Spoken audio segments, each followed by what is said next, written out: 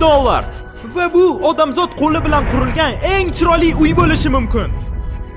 Va biz u yerdagi hayotni 69 millionlik haqiqiy tsunamiga turib beradigan uy bilan solishtiramiz. 30 millionlik qasr bilan.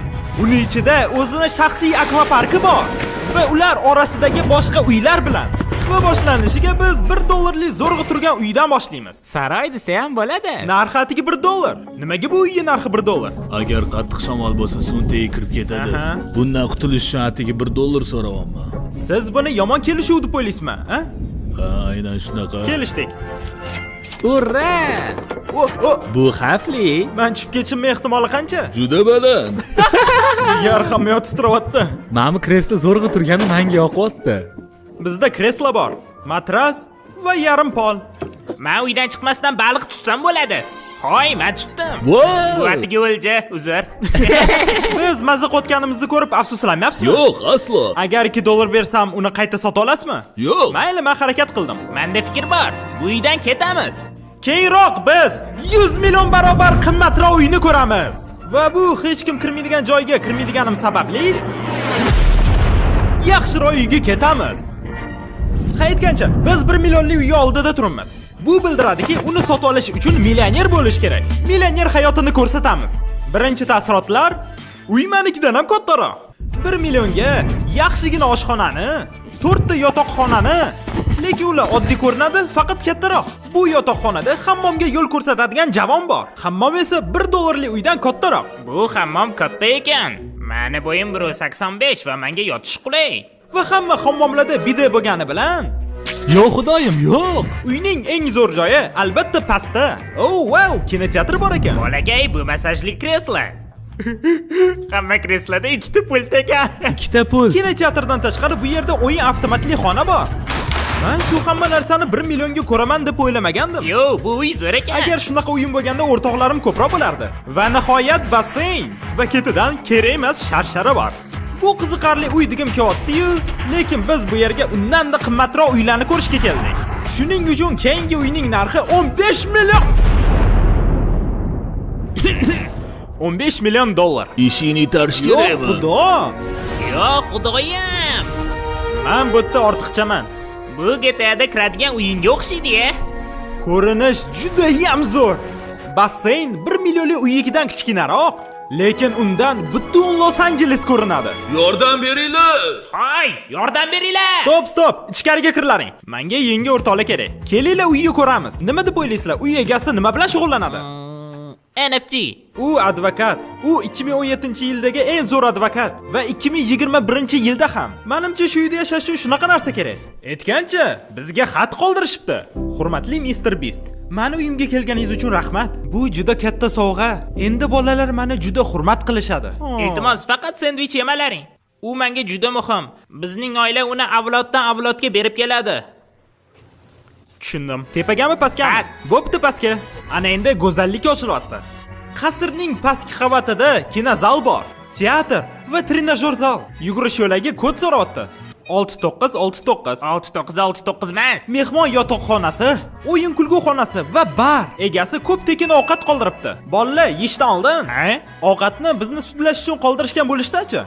Kech Karl yeb qo'ydi va juda chiroyli ko'rinish. Basseyn tegi.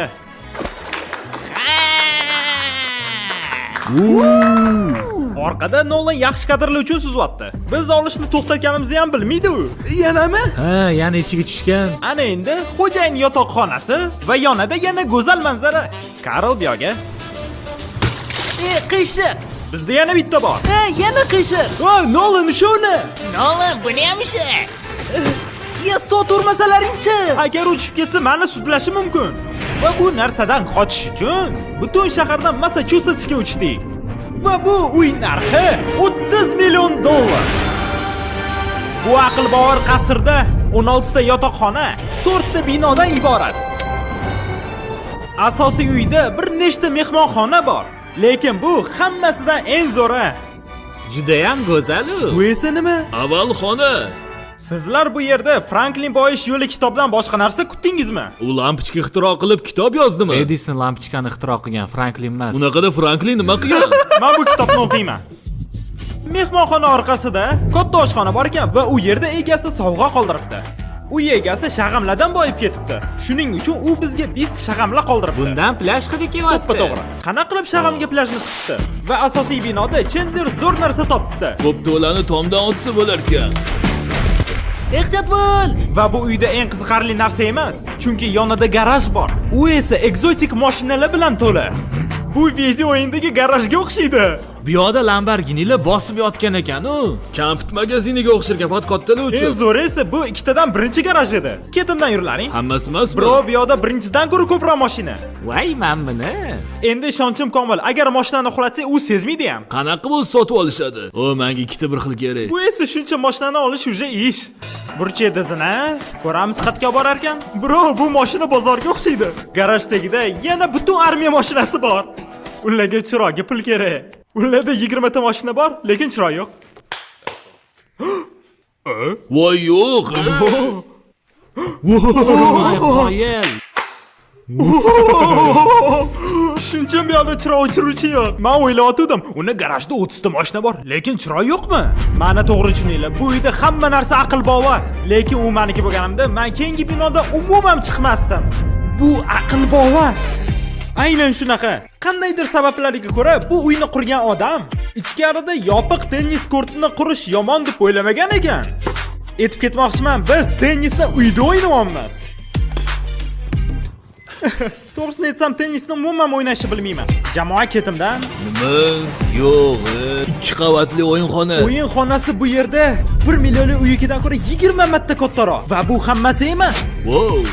Bro, bu yerda hamma narsa bor. Bo'ldi, men bu yerdan hech qachon Biz chiqmayman. ping-pong o'ynayapmiz. Basketbol maydonida, uyda. Birinchi urinishda jongilar. Hozircha 30 millionli uy ichidagi hamma narsa qiziq bo'ldi. Lekin keyingi xona uni rostdan ham maxsus qiladi. Zina tepasida qasrning eng zo'r joyi bor. Sizlarga ko'rsatmoqchi bo'lgan narsam shu yerda. Qaranglar, bu yopiq akvapark. Bu xuddi yangi olam. Dronning uzoqligini qaranglar. Va bu hammasi emas. Mazza qilinglar, lekin qishnamani buzmanglar. Siz uchun-da. Voy. Nima? Biz birgalikda gorkadan tushamiz.